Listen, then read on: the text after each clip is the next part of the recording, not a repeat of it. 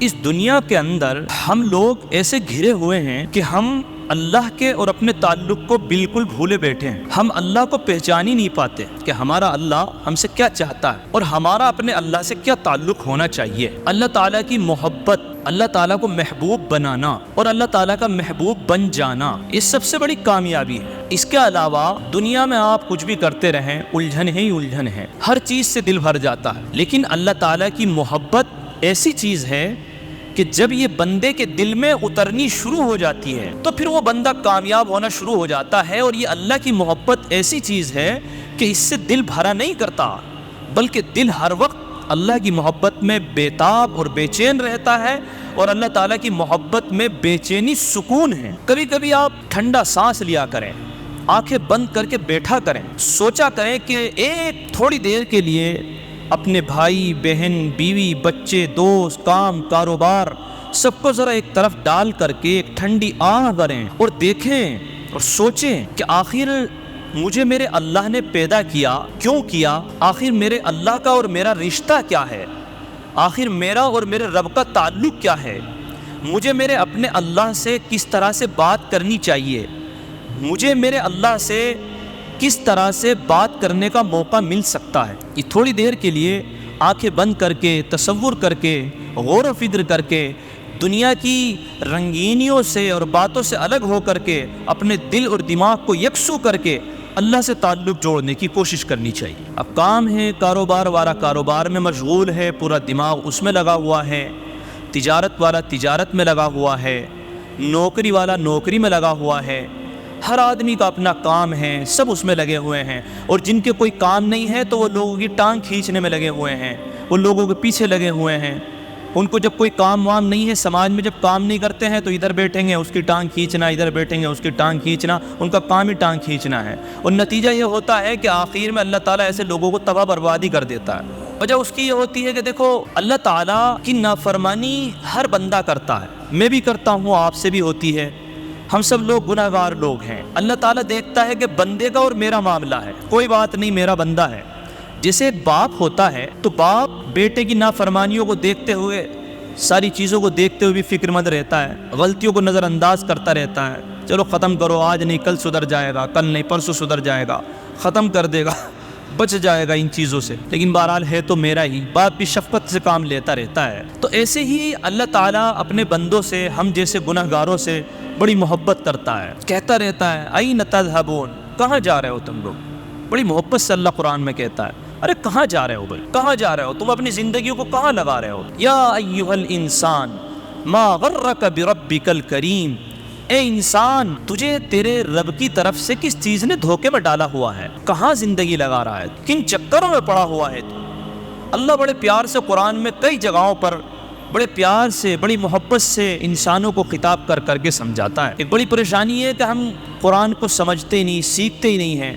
ورنہ اگر ہم قرآن کو دیکھیں تو ہمیں معلوم ہوگا، ایسا لگے گا کہ جیسے اللہ نے تو محبت ہی محبت برسا رکھی ہے،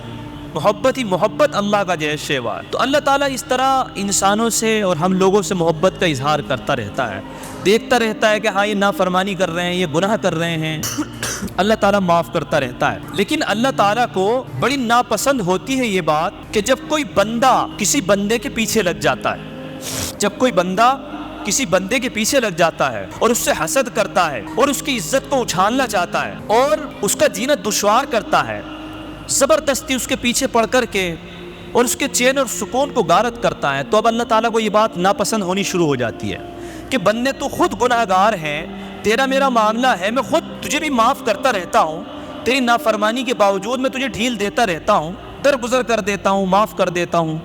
تیری کوئی بات اچھی پسند آ جاتی ہے میں نظر انداز کر دیتا ہوں، چل کوئی بات نہیں ختم کر. لیکن تو میرے بندوں کے بھی پیچھے پڑ گیا، تو ان کی بھی زندگی دشوار کر رہا ہے. یہ جو چین اور سکون سے بیٹھے ہیں تیری وجہ سے بیٹھے بیٹھے پریشان ہو رہے ہیں، یار وہ مجھے ایسے کہہ رہا ہے، مجھے ایسا کر رہا ہے. تو اب اللہ تعالیٰ کو یہ بات پسند نہیں آتی ہے. اب اللہ تعالیٰ کی حکمتیں شروع ہو جاتی ہیں اور پھر اللہ تعالیٰ دھیرے دھیرے دھیرے دھیرے ایسے آدمی کو کہ جو اللہ کے بندوں کے راستے تنگ کرتا ہے تو اللہ تعالیٰ اسے ایسی پکڑ میں لیتا ہے کہ اسے احساس بھی نہیں ہوتا ہے اور اس کی زندگی کو بالکل ختم اور برباد کر کے رکھ دیتا ہے. بے مقصد زندگی گزار کے وہ دنیا سے جاتا ہے. اور میاں بعض لوگ یوں ہوتے ہیں کہ ارے میاں کیا ہو گیا، ابھی تو ہمارے ہاتھوں میں طاقت ہے، دم ہے، یوں ہے، اکڑ دکھا لیتے ہیں۔ بعض دفعہ اللہ تعالیٰ کی حکمتیں ایسی ہوتی ہیں کہ تمہاری اکڑ، تمہاری طاقت، تمہاری جوانی چل رہی ہے، دیکھ رہا ہے اللہ، لیکن اللہ تعالیٰ جب پکڑ کرتا ہے نا، 2 3 نسلوں تک پکڑ کرتا ہے۔ تمہاری اولاد کے سامنے بھی جو ہے اللہ تعالیٰ ایسے راستے تنگ کر دے گا۔ تمہاری کا مطلب ایسے لوگوں کی جو اللہ کے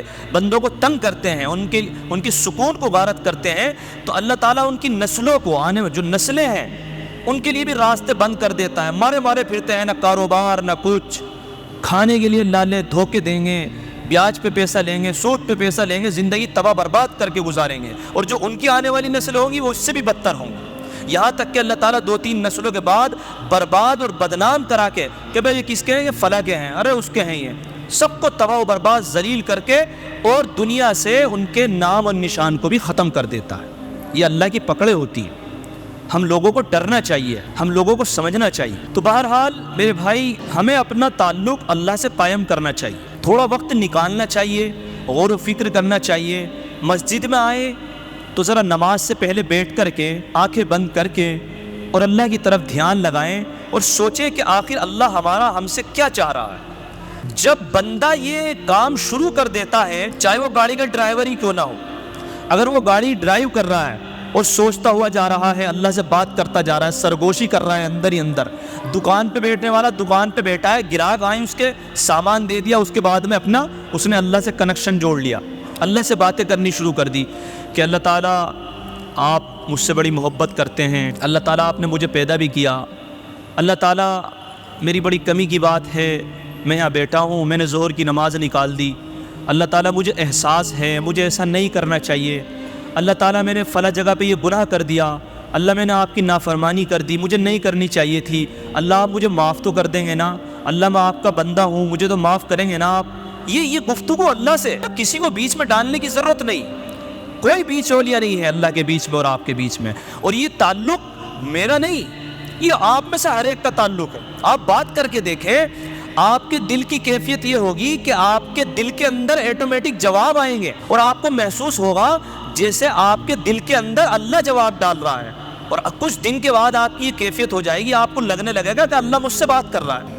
اللہ مجھ سے بات کر رہا ہے، اور پھر آپ کا دل اتنا مطمئن ہوگا، آپ گاڑی چلا رہے ہوں گے، آپ دکان پہ بیٹھے ہوں گے، آپ تجارت کر رہے ہوں گے، آپ لوگوں سے معاملات کر رہے ہوں گے، اور دل کا کنیکشن اللہ سے ہوگا، آپ بات کر رہے ہوں گے کہ اللہ تعالیٰ میں یہاں آیا ہوں، اللہ تعالیٰ میں نے یہ کام شروع کیا ہے، تو اللہ تعالیٰ آپ اس میں برکت ڈال دیجئے، اللہ تعالیٰ میں اس میں یہ کام خیر کا کروں گا، تو اللہ تعالیٰ کی طرف سے بھی جواب آئے گا، ٹھیک ہے بندے تو ہمت کر، میں تیرے ساتھ میں ہوں، میں نے دیکھ تیری فلاں جگہ بھی مدد کی تھی، میں یہاں بھی مدد کروں گا۔ ایسا کنیکشن اللہ سے جڑے گا کہ آپ خود محسوس کریں گے کہ یار اللہ تعالیٰ سے تعلق جوڑنا اتنا قریب ہے، اور اللہ تعالیٰ سے بات کرنا اتنا آسان ہے۔ یہ دنیا کے کسی وزیر سے بھی بات کرنے کے لیے سفارشیں یہ اور وہ تاریخیں یہ لینی پڑتی ہیں، لیکن اللہ تعالیٰ سے گفتگو کرنا اور اللہ تعالیٰ سے تعلق بنانا اتنا آسان ہے کہ آپ کہیں بھی بیٹھے بیٹھے شروع ہو جائیے، اللہ تعالیٰ سے بات شروع ہو جاتی ہے، اور یہ کیفیت بڑا آسان ہے بنا نہیں پاتے ہم لوگ۔ نماز کے بعد بیٹھے 2 منٹ صرف اور صرف گردن جھکا کر کے آپ اور اللہ، بس کوئی نہیں بیچ میں،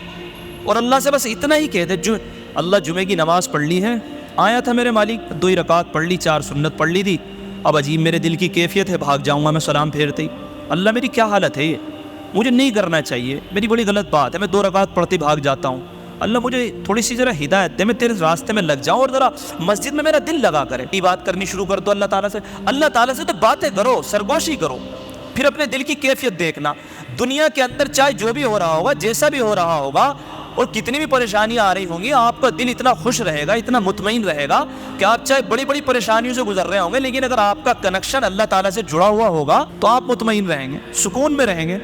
لوگ کہیں گے یار ارے بھائی ایسا ہو گیا، یار تم مسکراتے رہو گے اندر سے، یار کیا ہو گیا، کچھ بھی نہیں، جو مالک ہے اس سے تو کنیکشن جڑا ہوا ہے،